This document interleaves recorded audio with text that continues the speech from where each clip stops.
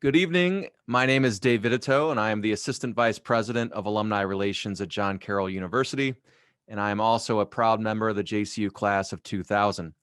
Now, if you've been following us in the Alumni office over the past year, and we hope you have, you may have noticed an explosion of virtual programming aimed at engaging you, our alumni and friends, in the life and spirit of JCU. If you take a look at our YouTube channel, you'll see a variety of programs from our Alumni Continuing Education series to our Alumni Authors series, and even an educational program for our youngest Blue Streaks called JCU Junior. From time to time, a really compelling story comes our way about a JCU graduate doing something interesting in their lives, profession, or the community.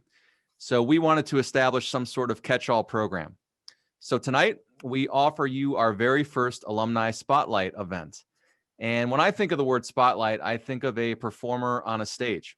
So how fitting is it that tonight we are spotlighting someone just like that? I will introduce our guest in a moment, but before we do, I'd like to remind all of you to please remain muted throughout the duration of this event for the listening pleasure of our audience. But we do want your questions. So go ahead at any time and enter those in the chat feature on Zoom. Following our more structured portion of the program, I will plan to get through as many of your questions as possible. And now our guest. Anthony Fanelli is a 2006 graduate of John Carroll University with a BA in communications. At JCU, he was a two-time all-conference defensive back and return specialist for the Blue Streak football program. Post-college, Anthony moved to Chicago and would graduate from the famous Second City Conservatory, performing in hundreds of live improv and sketch shows. He also acted in a number of commercials. Anthony next moved to Los Angeles to pursue a full-time career in the entertainment business.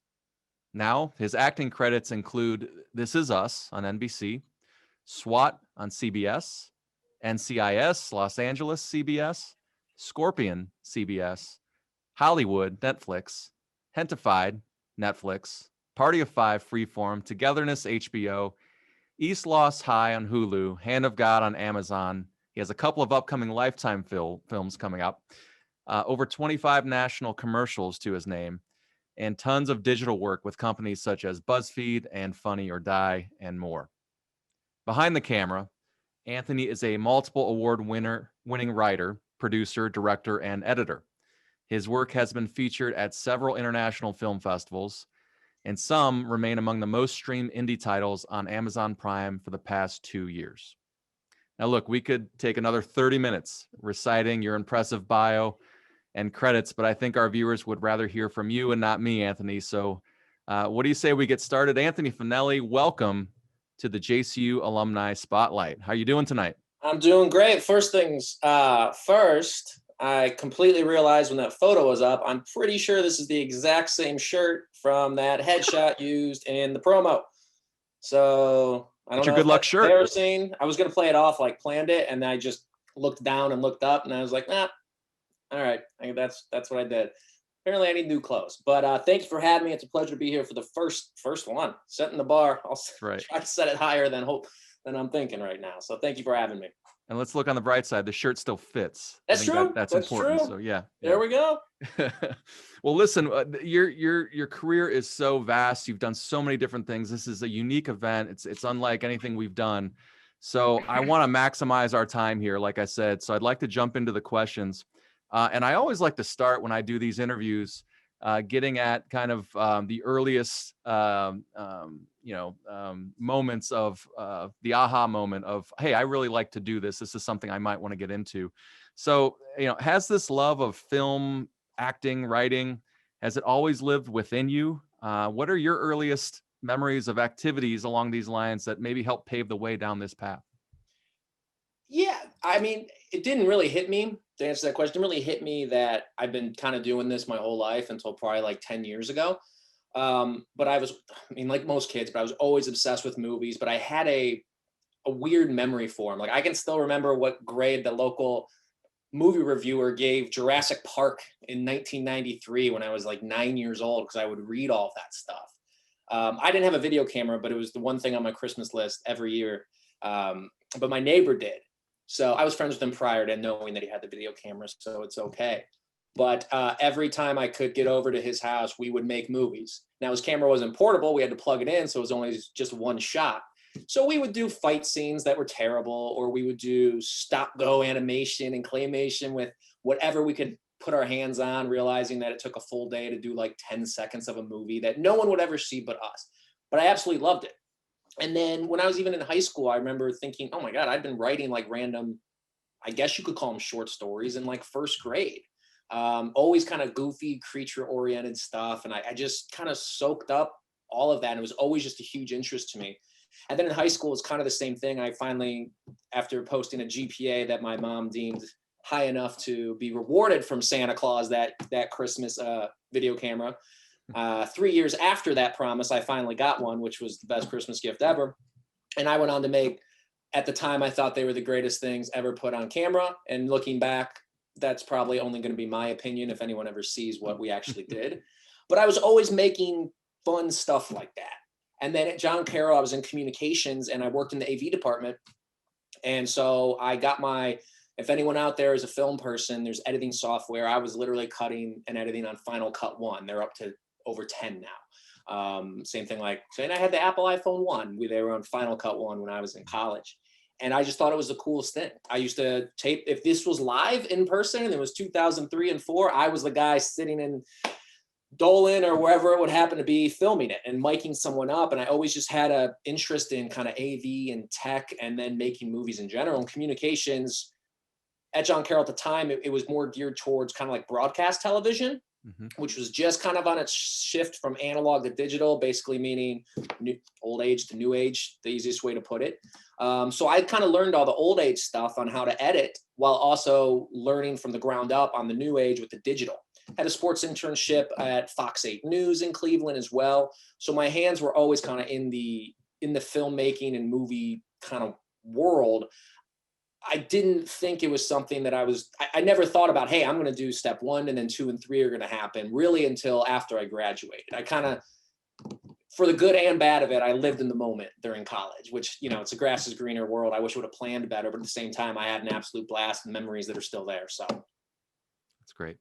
So, we talked the other day about your path a little bit, and typical college student, you really weren't sure what you were going to do next. You were able to kind of secure a job, and pretty quickly, you realize, gosh, I can't see myself doing this for the long haul. Can you talk about that moment, and then, when you kind of finally made that moment, that decision to go for it and make the first move to Chicago? Yeah, well. Also, that's a dynamite pin. I like that. That's sharp. My lapel pin? Yeah, your lapel, your brooch. It's great. All right, I'll put one in the mail to you. I'll gladly accept. So I went to the job fairs out of school, and I ended up taking a B2B sales job at Cintas, which I'm assuming if people are watching, a lot of people are nodding their heads, knowing I've seen those trucks. I know what they do. And I would say it was about 3 hours into my second day where I was like, I've made a huge mistake. I moved back home with my mom, which was great because I was saving money. But right away, I just kind of knew that corporate world, I wasn't fit for it. I wasn't passionate about it. And I just wanted to do something different. So I was at Cintas for about 6 months, and I actually ended up briefly playing arena football in Green Bay, Wisconsin, which kind of was, it gave me, it was awesome. If anyone's ever met me, I'm, average height on a good day. So like to get to that level was really great. And it also kind of gave me a push to be like, it's okay to do something else, because this is going to be me on my soapbox, but everything was so regimented up to that. You got kindergarten through 8th grade, and then 4 years of high school, and 4 years of college. And then you have people that know they're going to 4 years of whatever school after that, grad school, master's, or people that know they're going to get married in 2 to 3 years. And there's nothing wrong with that element, but everything was so structured. And it was just like, wasn't until then that I kind of like broke away, I guess, from what I was used to. So I played out there, ended up breaking my thumb and my finger. So I was only there briefly, came back to Ohio and kind of putzed around Cleveland for a little bit. And I was a full-time substitute teacher I just put that in air quotes because that was actually true. It was just kind of legal wise. I was full-time, but technically a substitute teacher for special education. And I loved it. It was flexible. I loved working with the kids in Cuyahoga Heights School District. Shout out if anyone's from that area.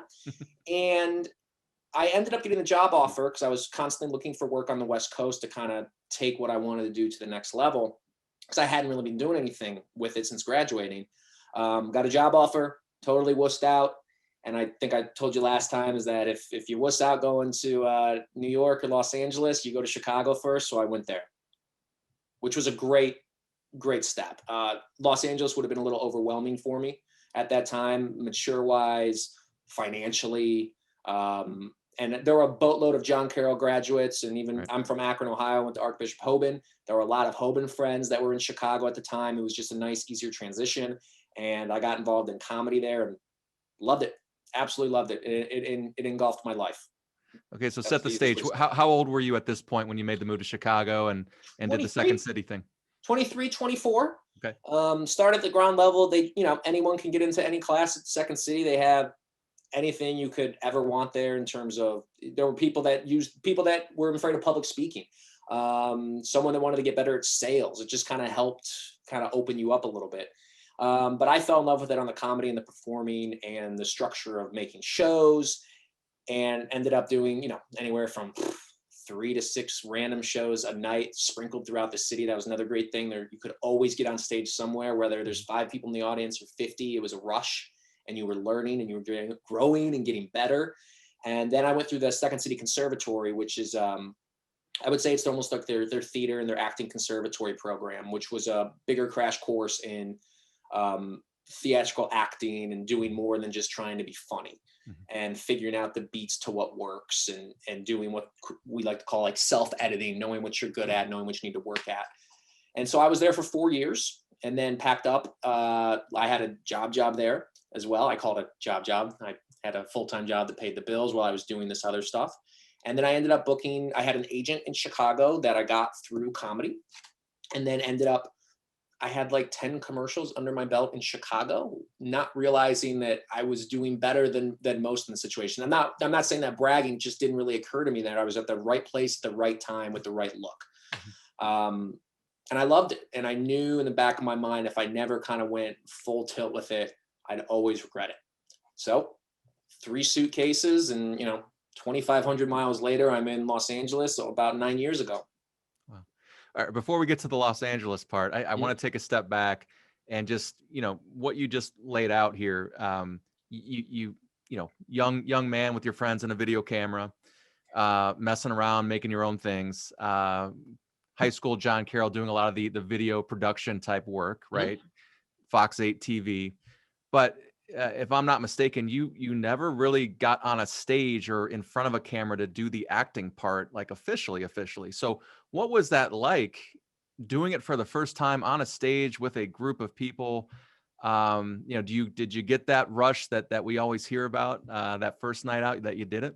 Yeah, I can still remember we had just like a random level 3 class show at Second City, and it was, it's literally step 1 out of 500 that you take. But at the time, it was the biggest thing in the world.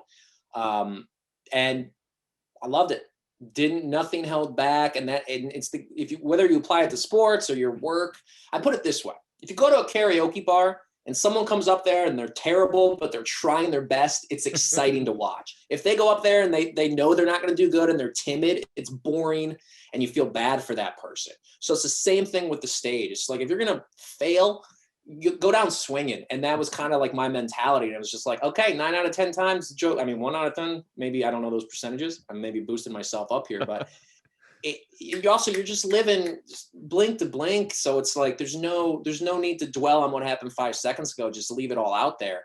And the people that I perform with that did that and didn't overthink it to a point where it hindered what their performance was, got to that next level. And when I say next level, I mean knowing what they want to do with it. There were some people that just wanted to perform live comedy. There's some people that were doing it because they want a full-time dramatic actor that wants to be in live theater. Everyone had their different reasons, but it kind of stemmed from that. Just go for it. Everyone's there to watch you do what you're doing. You would never jog if you're guarding someone in football. You know what I mean? You're going to give it your all every play. So why not do it on the stage? So obviously you loved it. You were good at it and you learned that about yourself. And speaking of go for it, you went for it and you made the move out to Los Mhm. Angeles. Was there a moment early on where you thought, oh man, what did I do? Did you ever doubt it, or was it like you landed and I'm all in, this is great, let's do this? It was interesting because everything I knew was in the Midwest. And I went from having a full-time job, a relationship actually with a John Carroll graduate, to now quitting that job with no job, with 3 suitcases, putting half my stuff in storage in Chicago, the other half with my mom, not knowing what's going to happen. And I was like, I took 6 months. I said, I got 6 months of going 100% all out. That way I'm not looking to succeed, quote unquote, in 6 months, but I was looking to get an answer to like, is this what I actually want to do? And is it something that I think I can do professionally and successfully, whatever your definition of success was? And mine was to be able to live off of, I call it working in the entertainment industry. So within about a month and a half, I was hooked. Like I had a good buddy here. You want to hear a weird John Carroll connection? Let's hear it. I like one connection in Los Angeles. A kid that I graduated, a gentleman, a kid, a grown adult male now that I graduated with named Kevin Conway, lived in Chicago. When I lived in Chicago, my roommate Vince Palumbo, who was also a Carroll grad, we would all hang out. Kevin's roommate was his buddy from high school that he knew in Omaha, Nebraska. That guy's older brother was a Chicago and LA guy, and he and I got along because we were both in entertainment, and he was living in LA at the time. So that was my connection that I kind of wormed my way into his life through John Carroll. So I stayed with him for a week until I found my own place right down the street because I didn't know anything else. And kind of like the rest was just history. I got enrolled with Groundlings and UCB, which are, to someone that's not in that industry, it's the second city of the Los Angeles area. The difference is now I'm working and performing with people that are here for the same reason I am. It's not a stopgap like Chicago could be for some people. Okay. And it was cool. It was challenging, and there was no looking back. So you're out there, you're on your way, and even going back before you made the move, you demonstrated the ability to act, to write, to direct, and edit. Are you equally passionate about all these aspects of filmmaking, or has it been more intentional, believing, the more dynamic you can be, the more you can prove what you can do, maybe the better chance of continuing your climb through the industry? Yeah, that's a good question because they all feed into each other. And the on-camera stuff, any acting job that I've ever got, I'm counting my lucky stars because there's so much out of your control. There's stuff that I've auditioned for, that I've gotten booked on that never been filmed. There's big shows that I filmed that I've gotten cut out of or that never aired. The fact that you even get an audition is a big deal. It should be celebrated, which outside of the industry, it's hard to kind of tell people that. So the other stuff was a way for me to continue working in here and make my own content because I knew I wanted to work in production, in front and behind the camera. And when you first come out here, someone's like, oh, you got to pick which one you want. And it's like, I don't think I'm good enough. I'm good enough at each one to kind of do it. I don't think I'm great enough where one of them is going to pay the bills. So I started doing more just on my own. And the better you are at editing, the better on-screen actor you're going to be, the more you're going to understand what a director's saying. It's the same thing with playing any sport. If you go through football and you're a quarterback and you don't know the protections, you're not going to be a good quarterback. It's the same thing with editing, which I do a lot of, which I really like, because if you gave me a movie and we're like, hey, here's all the raw footage, edit it together, and then you see someone else's final product, it's two completely different things. Mm-hmm. The first cut of Home Alone had like Wile E. Coyote music behind it. Could you imagine that movie? Like people don't realize like how much it can change on the back end. Yeah. And it's almost like kind of creating your own movie, even if you didn't write it or if you didn't direct it.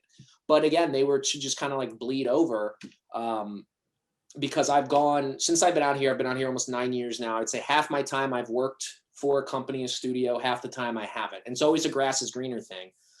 But I've been very lucky that the 2 full-time jobs that I've had with companies have been in production, producing, creating, doing documentaries, editing, producing, etc. It's been great. So we talked the other night about, have you had your big break? And you had mentioned that you haven't had it yet, and you think you might be on the cusp here, which is Yeah. exciting. You're kind of, your trajectory is going in that direction. So let me rephrase the question I asked the other night, just when we were chatting. What's your biggest break to this point? I would say it was so the whole industry is a giant catch-22 in every way, shape, and form.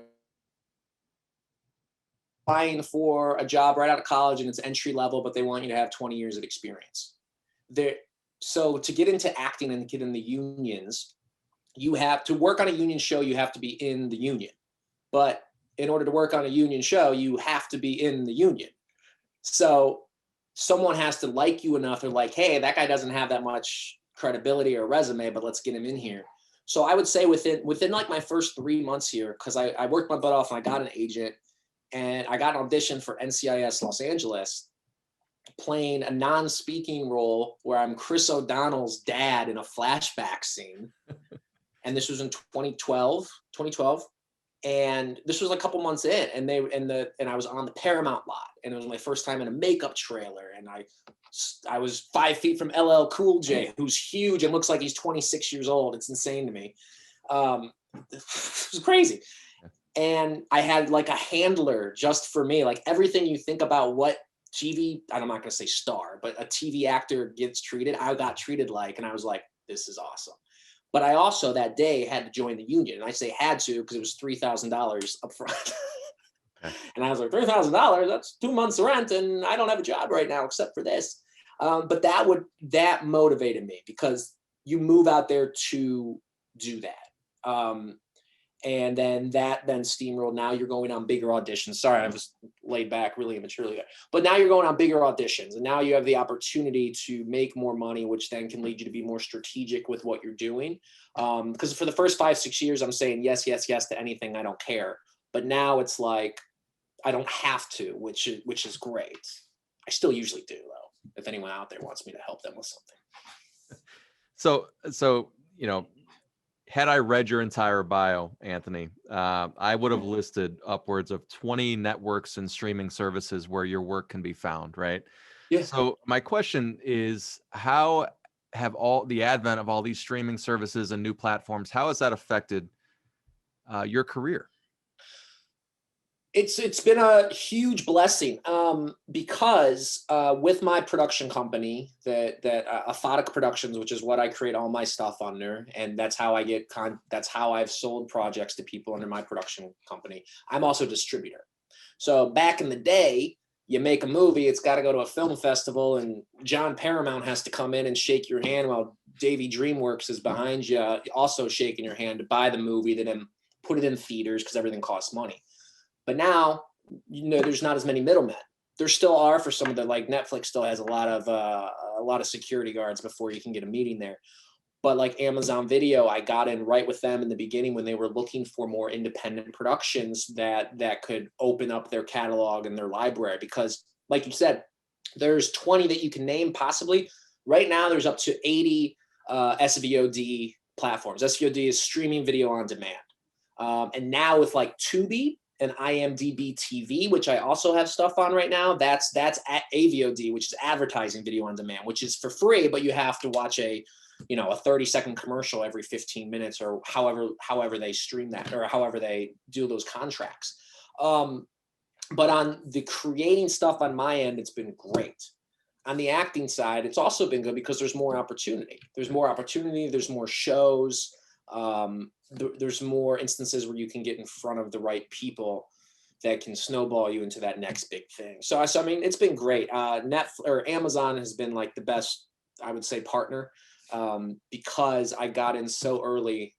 If you're out there and you want to get into the stuff, subscribe and do the digital trends and blogs. That's always getting the news out first. And you might be one of the first people in line, like I was when Amazon launched a new program to let independent creators in. So it's been great. Yeah, there's a lot of competition out there, and there's a lot of niche content, especially not even talking about YouTube and social media. I did a series for Facebook. And that was as big as budget show as I did for CBS. Wow. And then these big networks like CBS, they all now have their sub streaming platforms. Yeah. and they're all kind of working under the same budgets and same umbrellas. So it's really interesting. It's also very overwhelming. I'm sure. Yeah. I mean, you see recording artists being discovered on their own Yeah. YouTube channels. I mean, Oh that's yeah. so the landscape has changed so dramatically. I wanted to ask you about that. Oh, Um, Another thing I noticed just looking at your portfolio of work, your IMDb credits, your work runs the gamut with regard to genres. It seems like comedy is what you enjoy most, but you've started to like do some horror, right? So what is your favorite genre to be a part of, whether it's acting or writing or editing? when I first got out here, I was doing comedy. I did a bunch of stuff with Funny or Die. I had a series on Amazon Video, short form comedy series that was one of their top for 11 months in a row. Was one of their top 5 indie titles. But the acting stuff on camera, where you go through the normal route of casting director and agents and everything, I wasn't going in for comedy roles. I was going in for more drama stuff, and I ended up liking it. And a lot of the content that I create on my own, whether it's documentaries, short films, etc., I end up writing more like, I don't want to use the word darker, but darker stuff than comedy. But like, I have a 36-minute short right now that's not out that I made last year at this time, that's doing the festival run, and we just got nominated for an international Toronto Film Festival for best drama. And I didn't even submit a genre. And I was like, okay, I guess it's a drama then. Because I was like, I don't know what it is. This is just what I wanted to make. You guys figure it out. So I'm real excited for that. And then I got into the horror game because on the production level side, I noticed that comedy was dominating all of digital media. So I was like, there's no short form horror, and horror fans are a diehard community. And the reason you see a lot of found footage movies, which I've also been in, is because horror is cheap to produce. You can Paranormal Activity. Look at that. That was made in someone's house in an afternoon. Even the movie The Purge was made for like, I know it sounds big, but like $2 million is nothing for a Hollywood movie, because you can create so much tension with drama and so much tension with supernatural horror. You can make stuff very easy. If anyone looks up the business model of Blumhouse, they make all their stuff usually for under like $8 million, and it literally turns like a 5 times profit every time. It's crazy. Is that where your editing skills come into? I mean, when you talk about creating drama and tension, yeah, that's probably all in editing, right? You can't see my other monitor right now, but I spent the last hour and a half finding the right. It's called. It's just a temp track, meaning like it's just the music that I have for now because it's eerie, but that helps me then edit the actual scene. It's the same thing if you were making music. Like, what comes first, the lyrics or the beat? And I'm sure depending on who you talk to, people will create differently. But yeah, it's really what I think is entertaining at the end of the day. Okay. Like when I used to do a 2-man improv show, we never like, I say it this way, and everyone's like, well, you should have gone for comedy. But I was like, yeah, but if we do a 2-man show for 25 minutes and it's entertaining, that's just as good as getting a bunch of belly laughs. It really is. And that kind of like fed into, if you can keep someone's interest from A to Z of your story, then you've done well. You've succeeded. All right, a couple more questions, then we're going to get to the audience's questions as well. But I got to ask, because I think everybody wants to know, you sort of touched on something earlier about kind of sitting in that chair and being catered to that first time. But what's been the coolest experience that you've had? You know, someone you've met or sat next to or acted with or whatever it might be. What's the one thing you can point to and say, yeah, this is awesome? You know, it's so interesting because, like, I'll tell you in a second. I've gotten to work with some pretty cool people, and everyone's been kind of great. When I did Hand to God, like, I spent the whole day with Ron Perlman, who's been in the acting game. If you look up Ron Perlman, everyone will know who he is. He's been in the acting game for, who knows, twice as long as I've been alive. And I hung out with him all day. And most of these people just treat you as an equal. And it's really cool to see how other people that kind of started at the same level and see how their careers have blossomed. One of my buddies who I used to do Funny or Die stuff with, who did like a small independent film with me, is my friend Ross Marquand, who now is one of the leads on Walking Dead, and he's in all the Marvel movies and all. I actually was with him like a year or two ago, and whoever he was with had to come up to me and be like, did you know him before or after? I'm like, well, I knew him before, but it's still cool to know him now. just because he blew up. But I will tell my great story, because I don't get starstruck often, because out here you see people like in their pajamas, like going to Target. So it kind of takes the appeal away. So I was touring a studio lot in Hollywood. All this is super name droppy, at like 7:30 in the morning, before like people started to work, because it was the only time they could tour. My production partner and I, we were looking for a place to shoot something over the weekend. And they're like, hey, check out that car. It's like the new hybrid of Japan. So I was like, okay, cool. It was like, it looked like out of the future alien to me. I was like, awesome. Like, yeah. Leonardo Dicaprio is actually a spokesman for this thing, because it's saving the earth, and he saves the earth because he's the greatest. And I was like, okay, awesome. So we tore our thing and we're coming back. And again, this is super early in the morning. And all of a sudden, and it was a Japan-made car. So we just see the most like 15 like Japanese models, male and female, just like the most good-looking people I've seen since I moved to Hollywood, all done up, looking phenomenal. He and I just are chugging coffee, trying to stay awake. And we're like, what's going on? They're like, oh, I guess they're starting the commercial. So then I turn around, and about as far away from me as that wall is right now is my favorite person on earth, Leonardo DiCaprio, dressed like he's going to the Oscars, his hair slicked back, looking like a movie star, and just talking to somebody in the commercial. And it was like, almost sounds really lame, I know, but it was just like the only time I ever got like butterflies seeing a celebrity. And my wife claims I came home that morning and was like, or later that day, and was like, told her like, that's a movie star. Those don't exist as much anymore, because he just stood out. It was really cool. That would be the best person I've seen, where I wasn't working with him, obviously, but I was like walking near him while he was about to work. And it was so early in the morning, and all these people just looked phenomenal, and it was very intimidating. That's Hair awesome. looked phenomenal. I'm sure. Back. It was great. Yeah, it doesn't get any better than that. And hey, maybe you'll get that call tomorrow. Who knows? Yeah, To work with he's him. like, I heard about your hope. talk. I heard about your spotlight talk. Let's get you in here. Two more. Best advice you've ever received, and I'm sure the best advice given. We'll get to that. I'm sure that's going to come up in the question. So, best you've received. So it came from a weird source, but basically, someone asked me to do something, and I want to do it. And and this was years ago when I was like 20. I don't want to do it. How many times does someone not want to do something?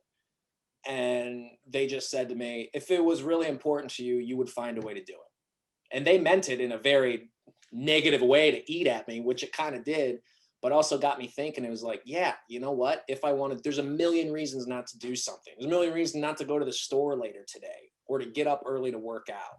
There's always going to be reasons not to do anything. But if it's important to you, regardless of what it is, you will, it's not as hard as you think to work schedules around to make that happen.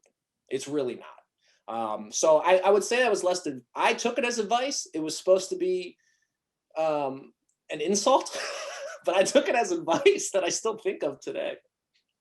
That's great.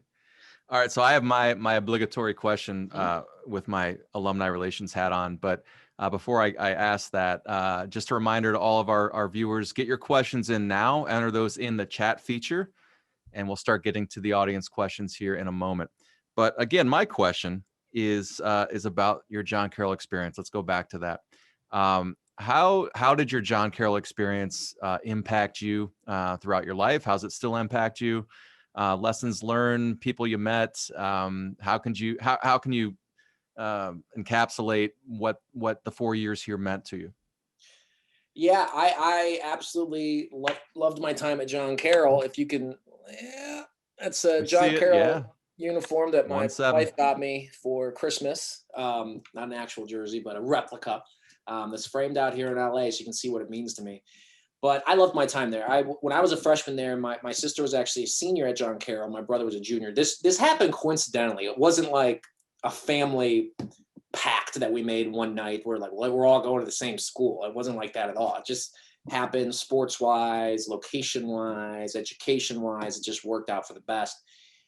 And it's phenomenal. I mean, earlier today and yesterday, I'm on a text thread with, all my JCU buddies that I played football with. And there's like 12, 15 of us that still talk all the time, just catching up because everyone's lives have gone in a million different directions. But when I was at Carroll, it was difficult in a way because I paid for my rent when I lived off campus. I remember somehow my rent and utilities was $225 and I made $300 a month. So I had $75 to my name each month to figure out. I worked 2 on-campus jobs at John Carroll, which I had to get, I don't know how they do it now, but I had to get special treatment for that because I maxed out with the AV at 15 hours a week. And then I worked for the equipment department as well in the off season of football. So I didn't have a computer. I didn't have a computer during my time in college, which at the time, everyone had a computer. Mm-hmm. Thank God for the Dolan Science Center though. So it was difficult for me to kind of like manage all of that, figure out what I want to do next. And then also because of sports, I had 3 leg surgeries in 18 months. So add rehab in the middle of the winter, driving back to Carroll. So my man, Don McPhillips, can help me out, get my knee back in shape. This is about the 3rd webinar we've done where Don McPhillips has come up. So Donnie, if you're out there, well done. I've never seen him not remember somebody, no matter what sport they played or what year they graduated. So one of the best. And so it really taught me how to time management, prioritize. I think time management is the least talked about skill, and it's one of the most important, whether it's with your family, friends, work, whatever. I think, especially now with social media, again, me and my soapbox, we waste a lot of time that doesn't need to be wasted. And so John Carroll really helped me that way. And I had a blast.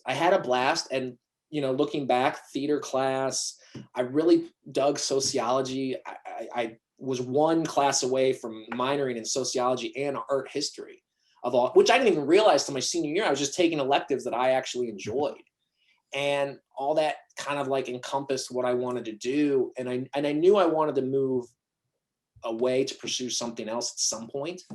But like I think I said earlier, like I was living in the moment. I just loved, my wife went to UCLA. She doesn't understand like the small, her high school graduated more undergrad more people than we have in our undergrad at John Carroll. Yeah. She went to a giant high school out here. Outdoors, one of those schools, right? Right. So to kind of explain like the John Carroll community, it was interesting for her to see it. She loved it, by the way, for her to see it the first time. And yeah, I still stay up to date. I streamed the majority of the Mount Carroll game last week. I say the majority, I streamed the first half, and then, stuff happens, unfortunately. The good part, yeah, the good part. I saw the good stuff. The broadcasts are great. But yeah, John Carroll really kind of taught me a lot. And it's I played football with my brother. We both played the same position. So both playing cornerback and then both returning punts and the loudspeaker saying our name, it's cool. It's cool. My mom still loves hearing that stuff. So, And as we talked before this started, you and me, both Akron guys, there is now a Swenson's near John Carroll. So, you got to get back for that. And if you come back, is overrated. If you come back, golly boys on me. All right. All right, let's get to the audience's questions here. And as I could have predicted, the first one up comes in. I'll just read it as it is on the screen. My daughter is a junior in high school and she wants to go to film school. So, or get into the film industry. So, more behind the scenes versus in front of the camera. Do you have any advice for her? We are looking at film schools now, but beyond that, any tips or advice? Yeah, film school is absolutely phenomenal because more so you meet like-minded people. Also, right now, younger people have such an advantage because technology is already there, and people at my level have to learn stuff at the same level as, say, a 14 or 15-year-old in terms of editing and producing. And the way phones are now, anyone can make stuff. The fastest and easiest way to learn if you want to be involved in making movies is to make one on your own. And I mean that in the easiest. Write something that's 5 pages. It can be about a carrot and a piece of broccoli. Doesn't matter. Figure out how you're going to shoot it on your phone and edit it. The next time you do it, it'll be 10 times better. The next time you do it after that, it'll be 10 times better. But that's the best way to learn. And you'll find out if you like editing, if you like writing, if you like producing. Your daughter might find out she likes actually doing voices if you take my horrible broccoli carrot idea and run with it. That's a winner. But that is really the best way to do it. And also talk to your friends about it. That's what I regret. I didn't really voice what I do to people that were even close to me, not because I was ashamed or anything, but just because I didn't think they had an interest. So why am I going to ramble on about that? So there's probably someone in your life that has the same interests as you that you don't even know of yet. Partner with them, make stuff. It's always more fun to be in a group project than it is to do something on your own. So that's my biggest advice, is just to go out and do stuff because you have the capabilities now. Great. From Tommy, out of all of your work, what is your favorite project? What's your favorite project been? And then what is your dream part in a film you'd like to get into? Is that Tommy McDonald? That is. Oh, Tommy. He's going to want me to say Blackwater Vampire just so he can make fun of me. I was in an awesome horror movie back in 2013. I loved it. It was so much fun. I would say the best project I got to work on so far was SWAT was really great because I was in a couple of episodes. So I worked with them longer than a day or two and was there for a week or two. And to kind of see how big those productions are and how they move. Anytime I've worked with Netflix, they by far have the most money that I've experienced. And you're wondering, like, how can that show? When you work on a set for a day, you get something called a call sheet. It's basically just an itinerary for everybody that's working that day. And if you do a small short film, there's maybe like 8 to 15 people. For Netflix on a one-day shoot, there could be up to like 200 people. It doesn't matter if that's probably even more sometimes. That doesn't even include extras. I did a show called Hollywood on Netflix, and there were about 250 extras, I want to say. And it's everything is so regimented, and it goes back to the old Josh McDaniels and Bill Belichick where they talk about do your job. It's the same thing applied to film. I didn't even answer his question, but I would say any of the bigger shows have been a blast to be on in front of the camera because you can just focus on that one thing. But I love making my own projects at the same time. Like the short film that I did where I'll write it and direct it. Because I think I told you the other day where it's like, I like to make stuff where it's either going to be good because of me or it's going to be bad because of me. There's no one else to kind of put the blame on. Like if it stinks, it stinks. And every time I made a project, I've gotten a little bit better and I've understood how to make something work a little bit better at the same time. And then also working on the kind of the salesman side on like, how do I pitch my projects to people to make something bigger? Because stuff does cost money. And mine's just like a ever revolving door of, hey, this project made money. Let's put it into project B. And then project B goes to project C. Mm-hmm. To answer his question, the goal would be to be in a TV show that's running for a long time. Like most people that are probably out here.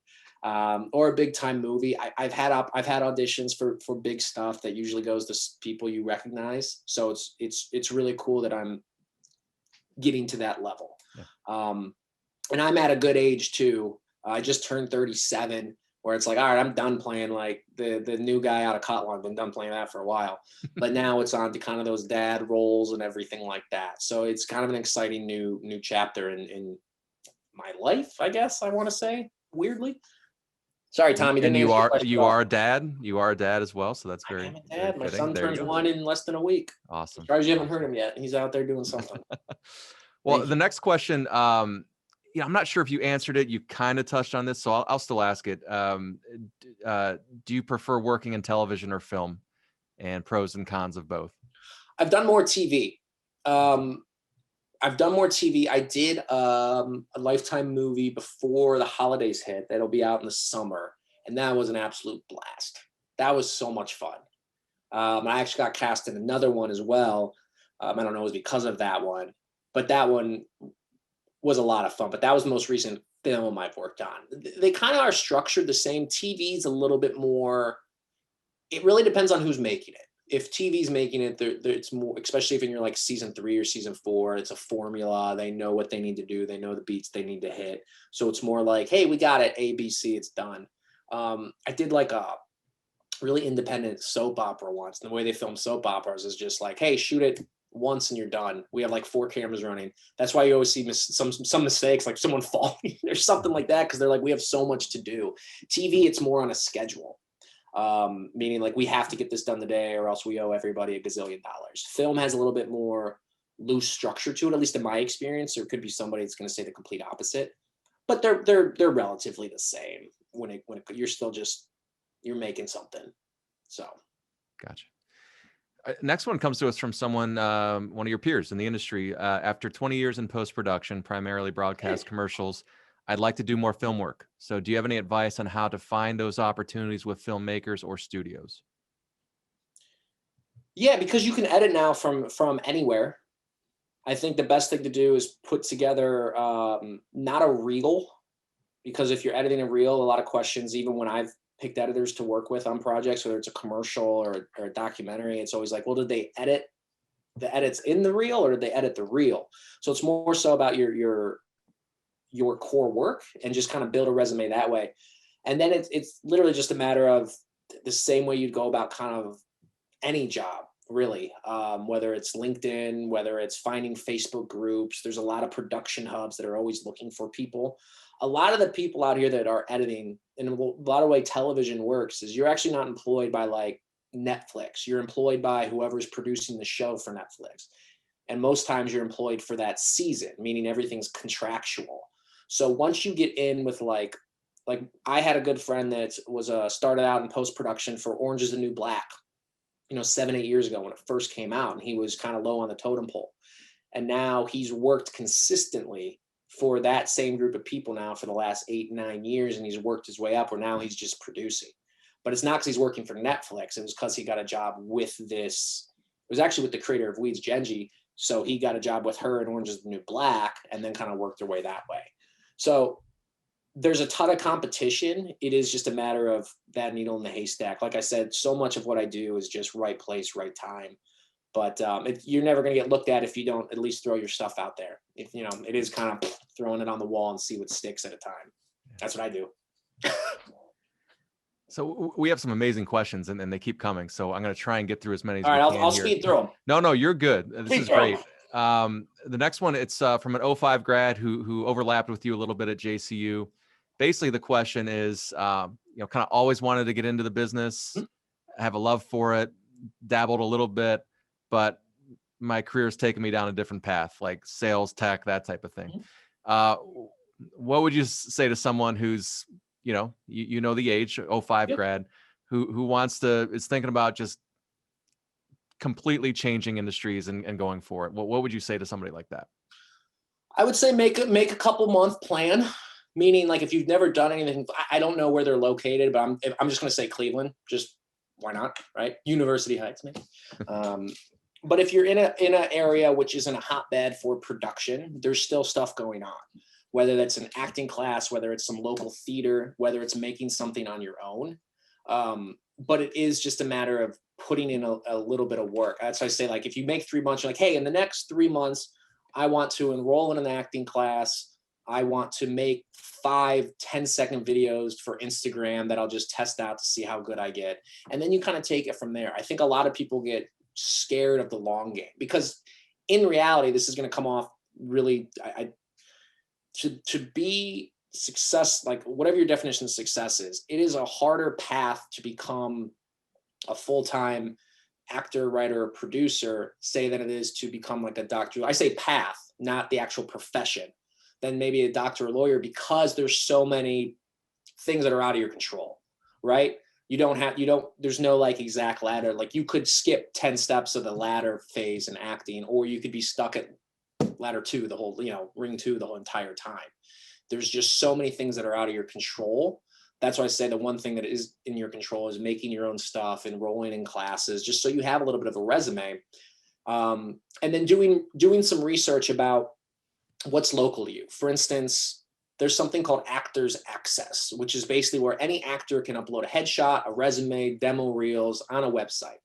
That's where casting directors and studios will post things for TV shows. Now, unless you're repped by an agent, you can't see like the big stuff. But if someone's doing like, especially out in like Los Angeles or any of these places where there's film schools, like Full Sail down in Florida, there's always student films being made. And they have the access to the greatest equipment of anybody because it's all paid for by the school.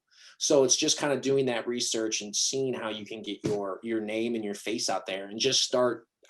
The best advice I can do is just to make something, just whatever it is. If you can say, hey, I want to make something by this date, then you'll figure out how to make that happen. You really will. And then you'll either decide you like it or it's not in your best interest. Because if I came up to you and said, hey, I got a movie role for you, everyone's going to move tomorrow, right? I wish I could do that to people. I wish someone would do that to me. But you do have to put in some of those grunt work days. Again, I'm horrible at answering questions. No, that's pretty good advice, actually. Over here. Next question. It's a great one. And I've been wondering this myself. The Russo brothers, any other Cleveland connections? Have you networked like that, kind of leveraging your Northeast Ohio ties? I think the Russo brothers are a little higher up on the food chain than I am. That'd be great. But if Drew Carey is also mentioned here in the same question. Price is Right. Have you been on The Price is Right? I have not yet, but I was a big Drew Carey fan. Moving over Parma? Come on. I haven't yet met any big wigs from the Northeast Ohio region, but if I ever do, I will 100% take that loophole if it's available to me. I will say there is a John Carroll grad. I want to say he was 72, not years old, graduated 72. I might be off, but he was actually somebody I reached out to in like 06 or 07, like right after I graduated, because he was in an alumni magazine. His name's Tim Iacofono. I'm going to probably butcher that last name. Iacofono, I believe. Lots of vowels. We're vowel buddies in here. Yeah. And he produced the X-Files and all these great shows in the 80s and 90s. Like, he was doing what I wanted to do. So I actually reached out to John Carroll. They were nice enough to give me his email address that they used to contact him. So I wrote him an email and kind of asked a question like someone might just ask me, like I'm starting the process of making that move. And he wrote me back the next day a very long email, which I thought was unbelievable that he took time out. He was making a movie. I actually think it was The Cell 2. Remember the movie The Cell? I do. Jennifer Lopez. Okay, there was a second one. He made the second one. I think I did my research. I think he was making that at the time. And he wrote me a very long email telling me the best things about Hollywood and then warning me it is the hardest thing you will ever do. He literally in the email told me that one of his friends was in Vietnam who was working now in entertainment, and it was 10 times harder than being in the war. Just because of all of the politics and all of the unknowns and everything else like that. And I think I told you the other day, like, that excited me. I thought that was cool and interesting. I was like, cool, the cream's going to rise to the crop. The cream is going to rise to the top because there aren't going to be too many shortcuts. And I still fully think that. So I consider him a big wig. If you guys look him up, he did Jessica Jones on Netflix, where he was one of the executive producers. I forget what else show he just did. But he probably, I don't even know if you remember writing me this email, but I saved it because I don't have that email address anymore. But I still have that in a Word doc because it was inspirational. It was scary, but it was still cool. It was something I needed to hear. If someone tells you you're going to make it in a week, that's really not going to happen. So it was nice to hear that. And I knew once I wasn't afraid of hearing that it was like, okay, cool, let's do it. I'll tell you what we'll do. We'll send this link once we have it uploaded to our YouTube channel to Tim, if I can get in touch with him, because I'm sure he'd love to hear it. My last name. All right, a couple more questions. And to Phil Thomas in the chat feature, I will connect offline with you and make that work for you. So I'll move on to Pete's. Do you see a trend with all the podcasters out there and other DIY content creators finding a place, a niche within the traditional LA show business? I worked at a company called Jump Cut, where we ran about 8 YouTube channels. Each one of them had subscribers up to one of them had 10 million subscribers. They were big YouTube channels. And I like to call them niche famous. I think it's the same thing if you take someone from someone that was on The Real World. Remember Tech Money from The Real World, 15, and then it was in Van Wilder. Yes. There's a couple that the girl that plays Ed Helms' wife in the Hangover series. I'm blanking on her name right now, but she was on, I think, The Real World or Road Rules. And not to compare those two, there's a stigma, meaning hey, if I'm making YouTube videos, I'm not necessarily an actor, I'm a personality. And the same thing with podcasting, I think, is completely different. But at the same time, I don't know if the people that are that successful with I've seen what these YouTubers can make.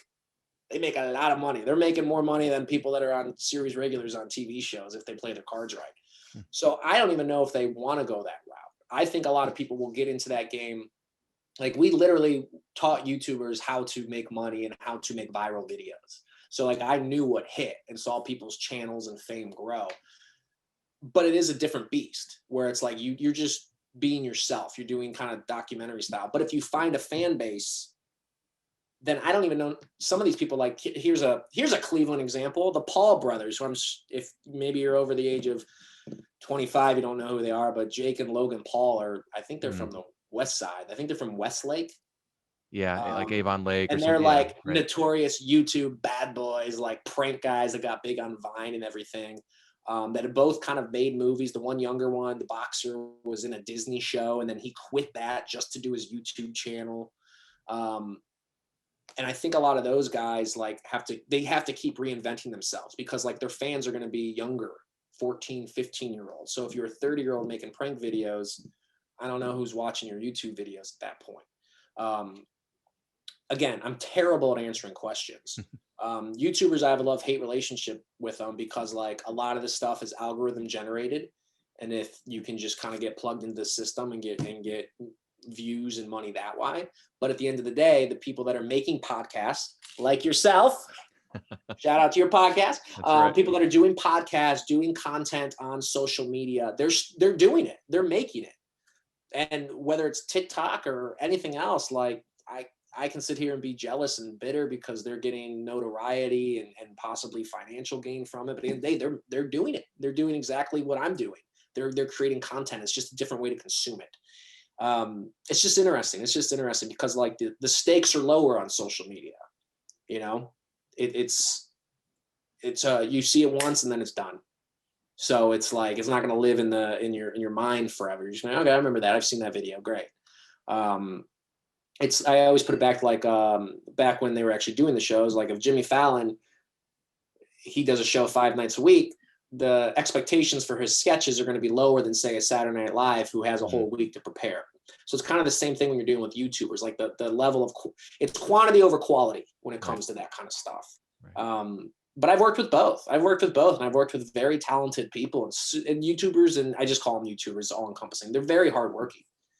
They are. And I think it's, like I said, it's a lot of it is quantity over quality, where it's like, if you're doing a podcast and you've only done one, no one's going to listen. But if you've done 100 podcasts and you have one of those as a hit, they're going to keep watching the rest of them or keep listening to the rest of them. But yeah, they're putting in the work. Can't complain there. Well, just talking to you for a short time, I know you respect people who hustle, right? Oh, yeah. So that's kind of what you're saying. I mean, that's, yeah. If they're going to make it, they will have earned it for the most part. They will have worked their tail off. Yeah, just because I'm not there's a lot of shows I don't watch. Like a lot of shows people don't watch. Those are that everyone has. Like I said, there's so many very successful and very talented people that I will never hear of in my entire life, just because like I'm not their demographic. I'm not their audience, or it's not my cup of tea. So.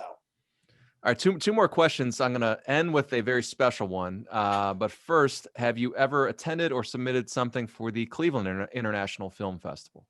You know what? I did like a year ago. Okay. Because I made so the way I did, and this is another thing. This is actually a piece of me on my, my pedestal talking advice.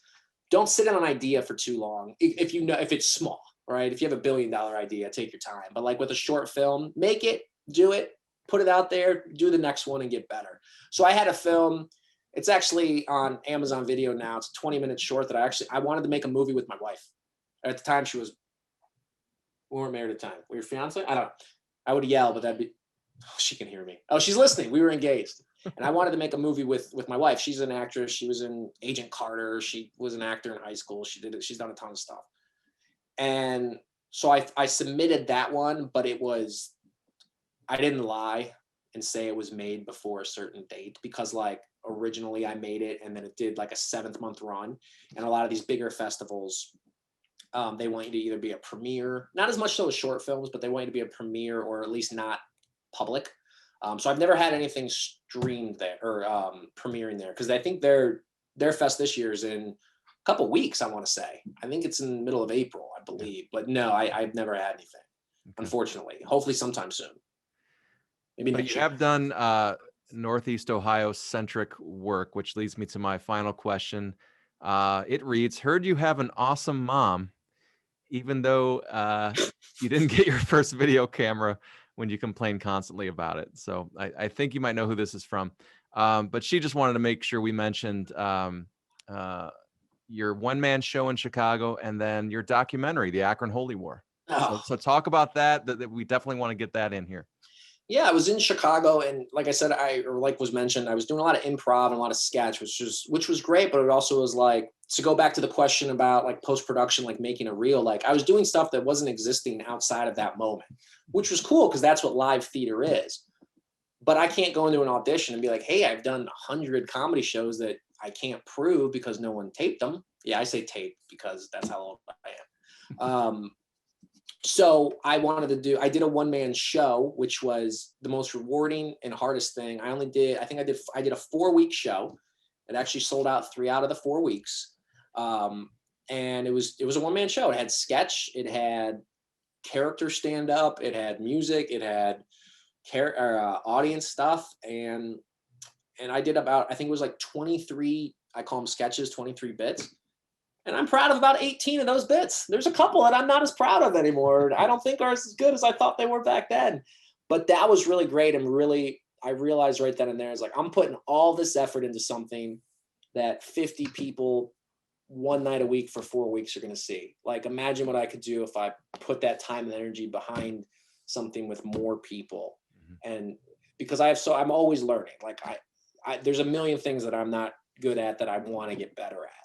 And so that's always been my goal, is to be able to work with people that are a lot better at what I do than I am, so I can learn from them / steal everything that they know, and take that with me. But that really kind of took me to that next level. And then the documentary is called The Akron Holy War. It's a 95-minute PG-rated full-length documentary. It's streaming now on basically everywhere: Amazon, iTunes, Google Play, YouTube, Vudu, Vire, IndieFlix. There's a ton of other ones that I'm sure people haven't even heard of. Oh, Tubi, watch it there as well. And it's about Archbishop Hoban, where I went to high school, and St. Vincent St. Mary, where a little-known basketball player named LeBron James went. And it's about the rivalry there between those two schools. As a Walsh guy, you're kind of on the outskirts of this, but Hoban and St. V are 3 miles apart in the city of Akron, both parochial schools. And a lot of people from John Carroll kind of come from that same upbringing, where you went to a private Catholic grade school, and then you branch off to different high schools. And in Akron area, there's about, I would call them feeder schools, like 10 or 12, maybe feeder schools in the area. And literally like half go to St. V and half go to Hoban. One of the guys that asked the questions tonight, Tommy McDonald's a John Carroll grad. We went to grade school together, but not high school. He went to St. V and I went to Hoban. So it is interesting. We're still like best friends to this day, but for that small chunk of high school, we didn't talk as much. And it wasn't like bad blood. It's a good old fashioned, like, hey, this means a lot to a lot of people. And there's so many towns and cities and rivalries across, the 50 states that I still get emails to this day from coaches that show it to their players, because it is something special where, especially in this day and age, where there's so many other things that distract you, where it's like, holy crap, this whole community comes together for this one moment. And it spans over 60 years of archived footage, and there was a break in the rivalry. And it premiered at the Akron Civic Theater back in 2017, and we had 1,200 people there. And then it did a regional theatrical run at the Nightlight Cinema down on, I want to say High Street. I might be wrong on that, in Akron. And then we had a bunch of screenings out here in Los Angeles as well, which was great. So kind of coasts Lake Erie to there you go. to the Pacific Ocean, those bodies of water. So yeah, that was back in 2017, and that it's kind of, the documentary really kind of springboarded what I was able to do and a team I was able to build to get something done, because I was working full time when I was making that. And from conception to completion, we did it in 18 months, which is, with me and like a couple people. So huge accomplishment. That's awesome. Thank you. That's awesome. Thank you. Well, listen, Anthony, this has been a real treat. I have spoken with many alumni in my 10 years in this role, but your experiences are incredibly unique. And I think I speak for everyone watching when I say I'm pulling for you. I hope I continue to see your IMBD page grow and grow and grow in the coming years. And if I send you one of these lapel pins, I'll wear it. You kidding me? I got my thing right there. I mean, can it make it on a set, you think? I mean, there are a lot of, one of my films. There's always something Ohio related in a film. I was wearing a Baker Mayfield t-shirt earlier. I took it off and decided to wear the exact same headshot shirt instead. Should have probably went with the Baker shirt. But yeah, I always throw in something Northeast Ohio. Awesome. I'm not one of those, not to say there's a lot of people. There are people that move away and like I moved out for professional reasons, not personal reasons. I love Northeast Ohio and everything John Carroll offered and continues to offer. This is great. And apologies if I answered 0 questions the way you wanted them to. And feel free to anyone that has any follow-up questions, or if you want your daughter to reach out, they can email me. I don't know if you want to send that out or. Yeah, no, let's do this. Contact the alumni office if you want to follow up and continue the conversation with Anthony, and we'll make the connection for you. So email me. I won't give such broad, long answers. I'll do bullet points so you don't spend an hour trying to dictate what I actually mean. No, this was great, and I'm going to be sending you out some John Carroll gear here shortly. So be on the lookout. Free gear, I'll take it. Well, thank you again, Anthony, and thank you all for watching. Please check our website, jcu.edu/alumni, for an impressive list of upcoming events and programs just like this one tonight. And if you are able, please make a charitable gift to JCU, as we need your support to continue to educate future business leaders, teachers, coaches, faith leaders, scholars, and yes, actors. Good night, everybody, and onward on John Carroll.